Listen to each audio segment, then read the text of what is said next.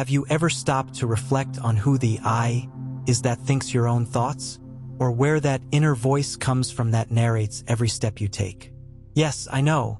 At first, this might sound a little strange, but that you who keeps searching for answers outside might actually be the biggest obstacle to accessing them.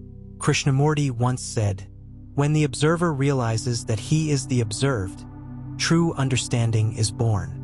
This idea, both subtle and deeply revolutionary, invites us to let go of the traditional way we see ourselves. And we're not talking about a mental trick or just another pretty phrase to decorate a social media post. We're talking about a shift in perspective so radical it can dismantle your entire reality. And maybe, for the first time, put it in the right place. All of us, at some point in life, feel the overwhelming weight of self-awareness. That constant feeling that we are being judged not by others but by ourselves. You act, and immediately comes the voice, "That was good. That was bad. That was inappropriate." This inner narrator is like a sports commentator narrating a game he invented himself. And the most amazing thing is that despite this endless noise, we still believe we are that voice. But what if it's just background noise? What if your true self is the one who listens, silent, attentive, present, but who never comments? What if, instead of trying to silence that voice, you simply started observing who is listening? This video is not an invitation to explore some distant place. It's a call to recognize something deeply intimate. What you're searching for is already who you are. The consciousness that tries to understand the world is the same one that creates it. And upon realizing this, maybe, just maybe, something awakens silently, something that has always been there. Let's dive together into the heart of this mystery. And who knows, by the end of the journey, answers may no longer be necessary, because the questions will have simply disappeared. Most people who begin a path of self-discovery make a common, understandable but crucial mistake. When they close their eyes and try to observe themselves, they confuse the voice that comments on everything with the true I, the observer, but actually it isn't. This confusion is so common that even experienced meditation practitioners can spend years trapped in it. It's like trying to create silence in a crowded room by shouting for everyone to be quiet. The mind can mimic itself so well that it easily fools itself. This illusion has a name and a shape: the inner commentator. It disguises itself in three main ways: the narrator, the judge, and the cheerleader. It's the voice that tells you if you're doing well or failing at meditation. It's the one that turns your day into a movie script.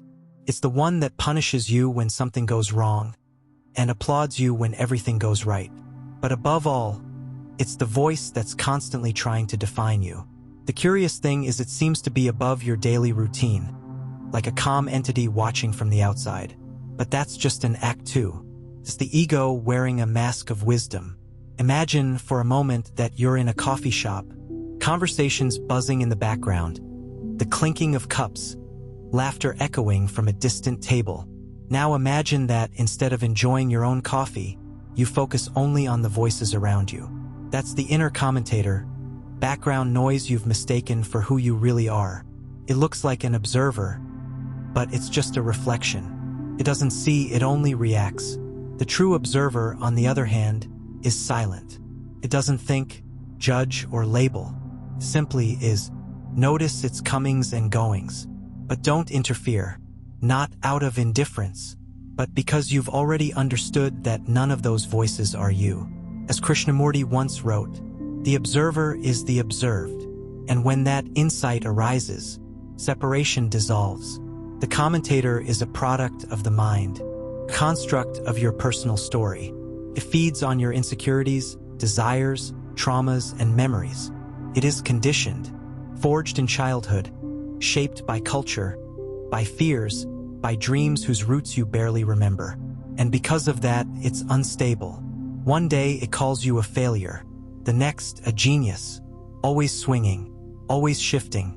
It's this inconsistency that makes it so hard to realize that this voice isn't you, because it sounds intimate. It knows your deepest wounds. But intimacy is not identity. And just because something sounds familiar doesn't mean it's true. The revelation comes the moment you first experience that strange silence between two thoughts.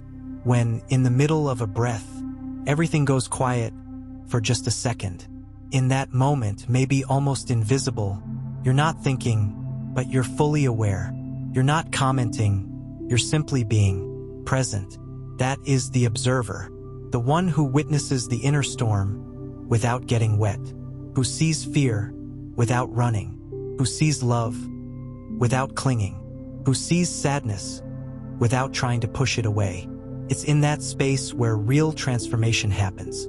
Because when you see that the commentator is not you, you stop fighting it. And the most surprising part, when you stop fighting, it goes quiet. And in the silence, you find yourself. The most common mistake is to search for the observer as if it were something separate, like a safe place to retreat to. But it's not a place. It's the very space where everything unfolds. And once it's recognized, there's nothing more to do. As Alan Watts once said, you don't have to try to be yourself. You already are. If that sounds liberating, it's because it truly is. But also, it's just the beginning. There's something deeply unsettling that begins to unfold. When you realize that the most essential part of who you are has no voice, no opinion, no judgment, it simply observes. The true observer doesn't need to convince, or correct, or justify. It doesn't interfere. It doesn't try to control. It's simply present, like the sky, welcoming all clouds, without ever becoming one. This observer is silence, but not a dead or empty silence. It's a living silence, full of presence. It's there when you feel anger, when you laugh at a pun, when you fall in love, when you feel fear. It's here right now, in this very moment, as you listen to these words. But it's not the one thinking about what's being said. It's the one that sees the thoughts reacting. This is the point where many people give up, because the mind, always eager to define and control, wants to understand the observer, to label it, to squeeze it into some theory that can be explained over a Sunday lunch. But the observer doesn't fit into words, not because it's too complex, but because it's too simple, so close, so essential, that the mind slips when it tries to grasp it. Maybe that's exactly why so many spiritual teachers seem to contradict each other when they try to describe it. To some, it's God. To others, the void. Some call it the soul. Others, pure awareness. Krishnamurti once said, "It is the state of choiceless awareness." In the Upanishads, it's called Atman, the eternal self, the silent witness of all experiences. To Buddhists, it's Rigpa, naked presence, untouched by time. And for the Stoics, like Marcus Aurelius, the secret was simple: to observe your own thoughts as if observing someone else, with calm, clarity, and compassion. Each tradition gives it a different name, but the experience is always the same: a state of consciousness that sees everything without ever becoming what it sees. And this is where its deepest beauty lies. Do you remember that moment when, for just a few seconds, you disappeared into pure contemplation? The ocean, a fire, a song that made time stop. That enchanted silence was the observer revealing itself, not as something separate, but as you without all the layers. That's why it's universal. The observer witnessing your thoughts right now is the same that lived in the Buddha, in a Tibetan monk, in a child playing alone in the sand, or in someone lost in thought. On a crowded Tokyo subway, the experiences change, but the space that sees them is the same. This silent awareness is like a mirror. It reflects everything, but is stained by nothing. And the more you become familiar with that silence, the more you realize that everything you thought you were, your name, your memories, your fears, your desires, are just passing forms, floating over the still background of presence. The mind screams, the observer listens. The mind analyzes, the observer simply sees. The mind wants to fix, the observer simply is. You don't need to become the observer, you already are. What you need is simply to notice when you've gotten lost in the inner commentator, and then gently return to the silence that sees all. And maybe in that return, you'll realize that what you've always been searching for, peace, freedom, meaning, was never out there. It was right here, between one thought and the next, in the pause between two words, in that subtle space between you and the world. The question then is no longer, how do I find the observer? It becomes, why do I keep forgetting it?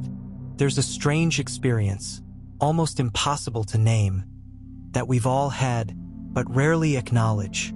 The feeling that, even as the years go by, with all the changes in our bodies, beliefs, and certainties, something inside us stays the same. That silent presence behind your eyes, witnessing everything from childhood to this exact moment. What is that which never grows old? This is where we begin to touch the timeless nature of the observer. Think about it. When you were 5 years old, looking out at the world, there was already a sense of I am. Today, decades later, that same sense is still there, untouched. You may have changed entirely, but something within you never has. That something doesn't belong to time. It doesn't change with the days, or with the seasons of life. It witnesses transformation, but is never transformed by it. Krishnamurti said, "The observer is the observed," because once you realize there's no real separation between the one who sees and what is being seen, duality dissolves. There's no more subject and object. Only consciousness remains, witnessing itself in infinite forms.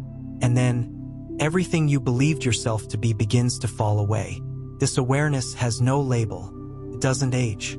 It has no past to remember, no future to fear. It's the backdrop where time unfolds, but it is not touched by time. Alan Watts once compared this essence to jazz improvisation. There's no central conductor directing the movements, yet everything flows in harmony. Spontaneous, unpredictable, and perfect. The observer is that silence behind the melody, and this insight stretches across millennia. In the ancient Hindu texts, the Upanishads say, "That which knows all, perceives all, but can never be known, that is the eternal self." This inner self remains still, and yet moves all things. It's beyond distance, and yet more intimate than your own breath. It is present in all things, but never entangled with anything. In Christianity, it's the kingdom of God within you. In Zen, it's the face you had before you were born. All of these traditions point to the same silent invitation. Recognize the eternal within the passing. And why does this matter? Because when you see that your essence is not bound by time, your relationship to pain, fear, and attachment changes. You begin to realize that what dies in you, the stories, the labels, the roles, were never really you. They were just temporary forms. You were the space through which they passed. Most suffering comes from trying to hold on to what slips away. Memories, people, certainties, but everything slips through your fingers. And the pain lives in that effort, the struggle to control the uncontrollable. The observer, however, tries to hold on to nothing. It watches, it allows, it remains. This is true freedom. Not the freedom to fulfill every desire, but the freedom to not be pulled around by what doesn't define you.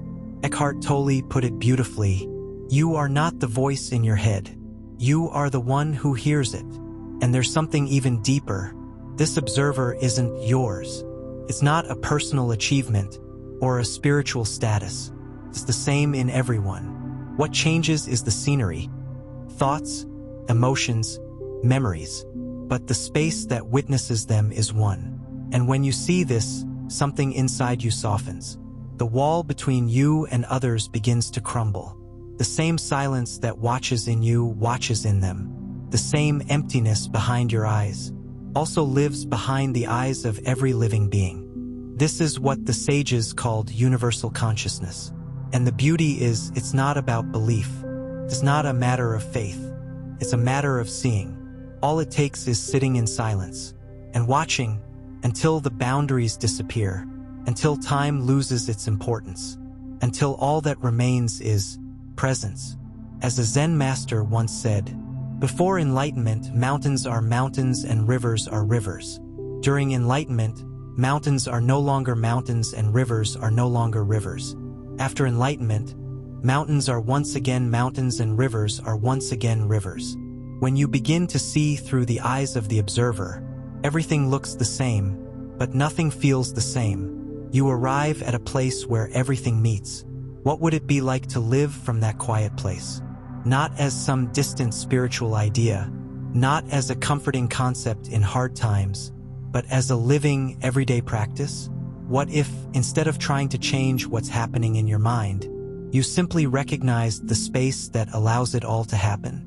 To live from the observer is to let go of the impulse to react. It's when something arises, a criticism, a compliment, a painful memory, and you're not immediately swept away by the current of emotion. Not because you've become numb, but because something in you has learned not to confuse itself with what appears. It's like sitting by the edge of a river, watching the leaves float by. Some are beautiful, some are worn. Some stir fear, others awaken nostalgia. But you don't jump into the water to grab any of them. You just watch. And by watching clearly, you act wisely. The observer isn't passive. It's conscious presence, which allows action without the interference of ego. That freedom is real. It arises the moment you realize you no longer have to fight yourself. How many times have you felt trapped in obsessive thoughts? In emotions that felt bigger than you? What if, instead of resisting, you simply observed? Without judgment, without rushing, without trying to fix it? That's the space where transformation happens. Not because you forced a change, but because you stopped identifying with the story. And here's the most beautiful part.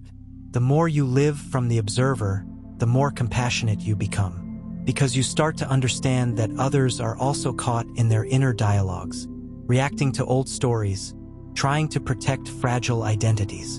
And when you see that, a deep understanding arises, a genuine tenderness for human suffering. Not superiority, but brotherhood. Someone else's anger becomes understandable. Their pain touches you, because what's observing them is the same thing observing in you. As Rumi wrote, beyond ideas of right and wrong, there is a field.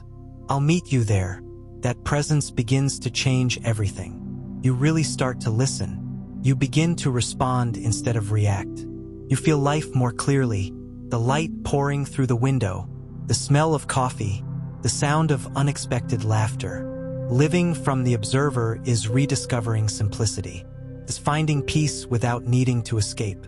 It's being whole, even when everything seems to be falling apart. And the most beautiful part is it doesn't require you to become someone else. You don't need to abandon your life, your responsibilities, or your personality. What changes isn't what you live, but where you live from. Before, you were the actor trapped in your role. Now, you're the stage that holds the entire play. As Zen wisdom says, sit, observe, do nothing. The world reveals itself. To live from the observer is to live without losing yourself. It's remembering moment after moment that you are the space, not the content. The awareness, not the thought. The sky, not the clouds. And from that place, everything feels lighter. Not because problems disappear, but because you stop carrying them in your mind. They come, they exist, and they pass. And you remain. You've always been here. You always will be. In this video, we've walked a silent path, perhaps the quietest of all, the path of turning inward, but not toward the conditioned self, filled with stories and memories, rather toward the one who observes it all without ever being touched. The one who is here right now as you breathe, think, and feel, and who has always been. The truth is, you don't need to reinvent yourself. You only need to remember, and that doesn't require effort, only surrender, like a leaf that stops resisting the wind and simply dances. The observer is the dance, and the silence between the steps. It doesn't want to be found. It only needs to be noticed. Now, I want to offer you something that's not for everyone, but it is for you who made it this far, seeking deep answers about who you are and where your life is heading. I've created something more than just a book. I built a map for the soul, a manual that blends science, philosophy, and critical thinking to help you break mental patterns, question your identity, and rebuild yourself from the ground up. This is not an ebook full of pretty quotes. It's a guide for those who can no longer live on autopilot. If something inside you is asking for change, evolution, clarity, this is your moment. Click the pinned comment and access now the manual of self-transformation. Don't read it out of curiosity. Read it because your life depends on it. And if you choose to begin this journey, you won't be the same at the end of the road. The journey doesn't end here. In truth, it hasn't even begun, because the starting point is the destination itself. You won't find the observer in some enlightened future, or by reaching any kind of spiritual perfection. It's here, now, in this very moment, as you allow yourself to simply be. And if there's any doubt left, let it be this one. Who in me is the one doubting right now?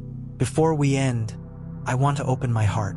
A few years ago, on a random morning, I was sitting on the edge of my bed with a mind in chaos. Fears, decisions, a tangled mess of relentless mental noise. And in that moment, without meaning to, everything went silent. For a brief second, something in me simply observed the chaos and did nothing, didn't judge, didn't try to fix it, just watched. And in that second, I understood, I am not everything that happens. That was the beginning of an irreversible shift. Since then, silence has been my greatest teacher. And that's what I share with you here. Not a theory, but a lived experience. If you've made it this far, from the bottom of my heart, thank you. Thank you for making space within yourself to question, to reflect, and maybe, just maybe, to recognize yourself a little more. Now, before the algorithm pulls us away from this moment of presence, subscribe to the channel. Yeah, I know it might sound contradictory to deep contemplation, but even silent seekers need a strategic click now and then. Leave a comment with the moment that touched you most. Who knows, your quiet insight might inspire someone lost in the noise. Like this video, the button's right there waiting just like a good observer. And check out the videos popping up on your screen right now. One of them talks about something you don't yet know you need to hear, and the other, well, it's almost like looking in the mirror and seeing something new. You're not alone. You never were. I'll see you in the silence.